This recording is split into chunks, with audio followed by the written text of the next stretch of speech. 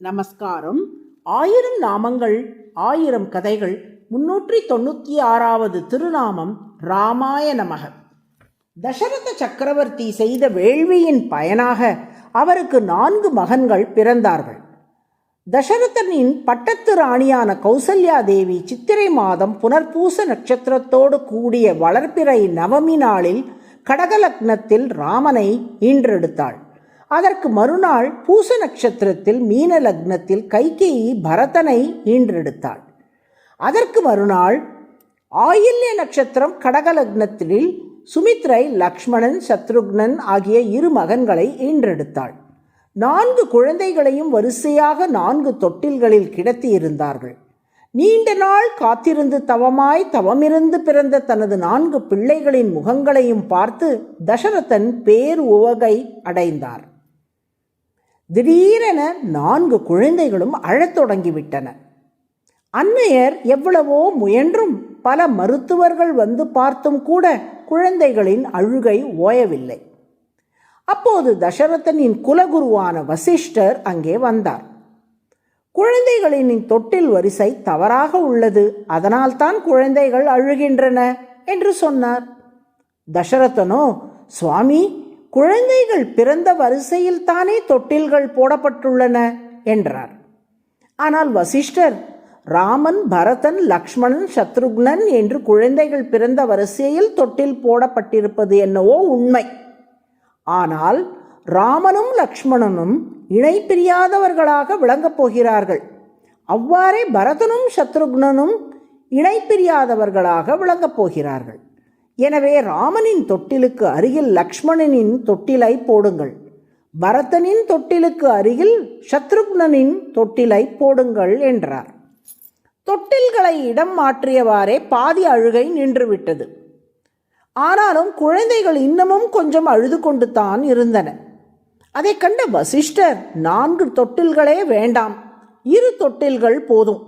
ராமனையும் லக்ஷ்மணனையும் ஒரே தொட்டிலில் கிடத்துங்கள், பரதனையும் சத்ருக்னனையும் ஒரே தொட்டிலில் போடுங்கள் என்றார். அவ்வாறே செய்தவுடன் குழந்தைகளின் அழுகை முழுமையாக ஓய்ந்துவிட்டது. இதை கண்ட தசரதன் வசிஷ்டரை பார்த்து, சுவாமி, என் குழந்தைகளின் மனங்களை நன்றாக அறிந்து வைத்திருக்கிறீர்கள். ஆச்சாரியனான நீங்கள்தான் என் பிள்ளைகளுக்கு பொருத்தமான பெயர் சூட்ட வேண்டும் என்று பிரார்த்தித்தார். இன்னும் குழந்தைகளுக்கு பெயர் சூட்டவில்லை. நமக்கு அடையாளம் புரிவதற்காகவே இதுவரை குழந்தைகளின் பெயர்கள் பயன்படுத்தப்பட்டுள்ளன. இனிதான் பெயர் சூட்டு விழா நடக்கப் போகிறது. நம் வழக்கப்படி 13ஆம் நாளன்று குழந்தைகளுக்கு பெயர் சூட்டி விடுகிறேன் என்றார் வசிஷ்டர். அவ்வாறே 13ஆம் நாள் வந்தது. ராமன், லக்ஷ்மணன், பரதன், சத்ருக்னன் என்ற வரிசையில் குழந்தைகள் விளங்கினார்கள். 4வது குழந்தைக்கு சத்ருக்னன் என்று பெயர் சூட்டினார் வசிஷ்டர். சத்ருக்கள் என்றால் எதிரிகள். வெளி எதிரிகளான பகைவர்களையும் உள் எதிரிகளான துர்குணங்களையும் வெல்லும் ஆற்றல் கொண்டதால் சத்ருக்னன். 3வது குழந்தை பாரத்தை சுமக்கப் போகிறான் என்பதால் பரதன் என்று பெயர் சூட்டினார். 2வது குழந்தை லக்ஷ்மியோடு விளங்குவதால் லக்ஷ்மணன் என்று பெயர் சூட்டினார். இங்கே லக்ஷ்மி என்பது கைங்கரிய ஸ்ரீ, இறைவனுக்கு தொண்டு செய்தலாகிய செல்வத்தை லக்ஷ்மியை குறிக்கின்றது. முதல் குழந்தைக்கு ராமன் என்று பெயர். ராமன் என்றால் என்ன பொருள்? ரமயதீதி ராமக என்றும் ராமோ ரமயதாம் ஸ்ரேஷ்டக என்றும் குணபிராமோ ராமம் ச என்றும் விளக்கினார் வசிஷ்டர். ரமயதீதி ராமக, காண்பவர் கண்களுக்கு ஆனந்தம் தருபவன், ரமிக்க செய்பவன் ராமன். ராமோ ரமயதாம் ஸ்ரேஷ்டக, ரமிக்க செய்பவர்களுள் தலை சிறந்தவன் ராமன். குணாபிராமோ ராமம் ச, மங்கள குணங்களால் அழகுடன் திகழ்பவன் ராமன். இதை அப்படியே அமுத தமிழில் சினத்தினால் தென் இலங்கை கோமாரை செற்ற மனதுக்கு இனியான் என்று பாடினாள் ஆண்டாள்.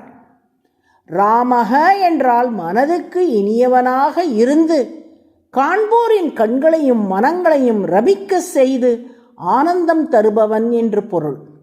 ரமிக்க செய்வதால் ராமக என்று பெயர் பெற்றார். அதுவே சகஸ்ரநாமத்தின் 396வது திருநாமம். ராமாய நமக என்று தினமும் சொல்லி வரும் அன்பர்களின் மனங்களில் என்றென்றும் மகிழ்ச்சியே குடிக்கொண்டிருக்கும்படி ராமன் அருள் புரிவான். நாராயண நாராயண.